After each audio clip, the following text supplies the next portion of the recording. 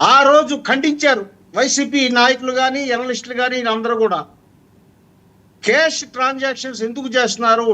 ప్రపంచమంతా డిజిటల్ మనీలో కరెన్సీలోకి వెళ్తే క్యాష్ని ఎందుకు ప్రమోట్ చేస్తున్నారు అన్నది మొదటి ప్రశ్న. డిస్టిలరీస్ భాగోతం ఏమిటి అన్నది రెండవ ప్రశ్న.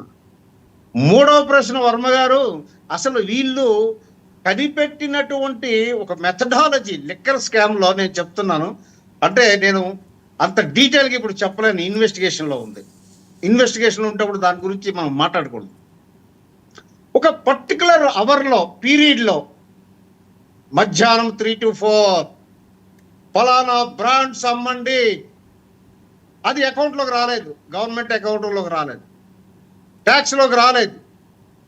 ఇంత ఘోరాతి ఘోరమైనటువంటి స్కామింగ్ ఒకటి ఉండదు, అవన్నీ కూడా ప్రూవ్ అవుతాయి. ఇప్పుడు మనము ఇప్పుడు ఈ రోజుకి నిందితులు వాళ్ళు, రేపు నిందారోపణ రుజువైనప్పుడు వాళ్ళు కల్ప్రిట్స్ అవుతారు, కల్ప్రిట్స్కి శిక్ష పడుతుంది. ఇది మన తాలూకా జ్యుడిషియల్ ప్రిన్సిపల్స్.